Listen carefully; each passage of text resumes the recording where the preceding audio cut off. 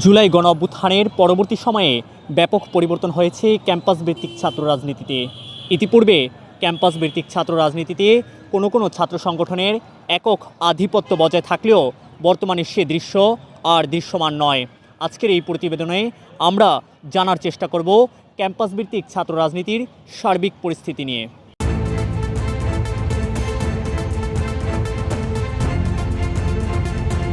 বিগত কয়েক দশক বাংলাদেশের ছাত্র রাজনীতির চিত্র মানেই দলীয় লেজুভিত্তিক রাজনীতি। প্রথম বর্ষে একজন শিক্ষার্থী হলে ওঠার পরে একটা সিট ম্যানেজের জন্য দ্বারস্থ হতে হয় সরকারি দলের ছাত্র সংগঠনের নেতাদের কাছে।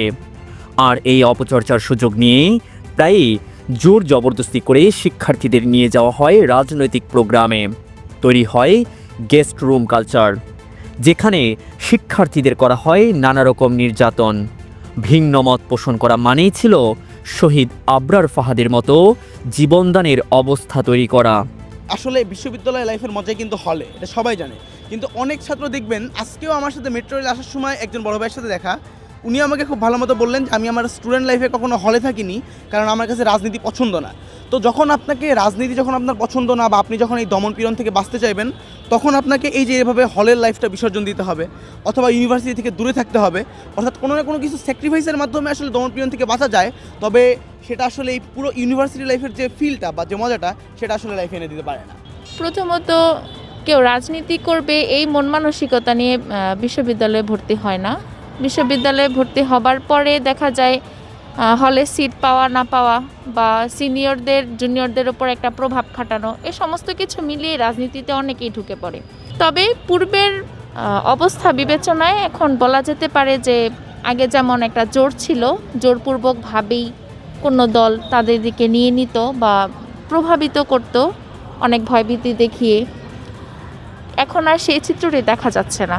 তবে জুলাই গণঅভ্যুত্থানের পরবর্তী সময়ে সেই ব্যবস্থা আর নেই। ব্যাপক পরিবর্তন হয়েছে ক্যাম্পাস ভিত্তিক ছাত্র রাজনীতিতে। প্রথম বর্ষের শিক্ষার্থীরা এখন হলে উঠতে পারে প্রশাসনের মাধ্যমে, জড়াতে হয় না বাধ্যতামূলক ছাত্র রাজনীতিতে। না, এখন আসলে সেরকম কেউ জোরপূর্বক কোনো মিছিল মিটিংয়ে নিয়ে যায় না। কেউ কিন্তু কোনো মিছিল মিটিংয়ে যাওয়ার পূর্বে কোনো বাধ্যবাধকতাও করে না। এমনকি সিটগুলোও কিন্তু সঠিকভাবে বিশ্ববিদ্যালয় প্রশাসন কর্তৃক বন্টন হচ্ছে, যেটা আমাদের দীর্ঘদিনের চাওয়া ছিল। এবং যেহেতু 5ই আগস্টের পূর্বে দীর্ঘ 17 বছর একটি কালাকানুনের মধ্যে ঢাকা বিশ্ববিদ্যালয় চলেছে, ছাত্র রাজনীতির নামে ছাত্রলীগ যে অপরাজনীতি চলমান রেখেছিল, সেখান থেকে বেরিয়ে আসার জন্যই তো আমাদের ছাত্র সমাজ বা বাংলাদেশের আপামর জনতাই কিন্তু এই ধরনের গণঅভ্যুত্থান ঘটিয়েছিল। সুতরাং এই ধরনের কোনো অবস্থা বর্তমান ক্যাম্পাসে বিরাজ করছে না।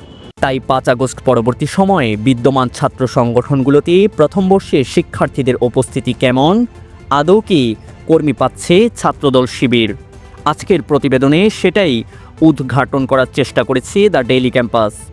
আমাদের ছাত্র শিবিরের প্রধান কাজই হচ্ছে শিক্ষার্থীদের কল্যাণমূলক কাজ করা, শিক্ষার্থীদের কল্যাণে কাজ করে যাওয়া। গতানুগতিক অন্যান্য রাজনৈতিক দলের যেমন নিজস্ব প্রোগ্রাম থাকে, ওই ধরনের প্রোগ্রামের বাইরে আমাদের ফোকাসটা থাকে কীভাবে শিক্ষার্থীদেরকে এঙ্গেজ করে কাজগুলো করা যায়। এই কাজগুলোতে স্বতঃস্ফূর্তভাবে শিক্ষার্থীরা অংশগ্রহণ করছে। আর রিক্রুটমেন্টের কথা যদি বলি, যে আমাদের আগের সময়টাতে আমরা কাজ করার সুযোগ পাইনি, এখন যেহেতু পাচ্ছি, অনেক বড় সংখ্যক শিক্ষার্থীরা প্রচণ্ড আগ্রহ প্রকাশ করছে, আমাদের সাথে সংযুক্ত হচ্ছে, এবং তারা আমাদের সাথে জয়েন করে রাজনীতিতে সংযুক্ত হচ্ছে, এবং এই সংখ্যাটা বেশ ভালো আলহামদুলিল্লাহ, এবং ধীরে ধীরে এটা বাড়ছে। এছাড়া কেমন চলছে ক্যাম্পাস ভিত্তিক ছাত্র রাজনীতির সার্বিক পরিস্থিতি? বর্তমানে যে রাজনৈতিক দলগুলোর ক্যাম্পাসে উত্থান হয়েছে, অর্থাৎ বিগত 15 বছর যে দলগুলো ক্যাম্পাসে মাথা তুলে দাঁড়াতে পারেনি, সেই দলগুলো এই মুহূর্তে কতটা প্রভাব প্রতিপত্তি এবং পূর্বের বড় ভাই কালচার নীতি আবারও ফিরিয়ে আনছে কিনা?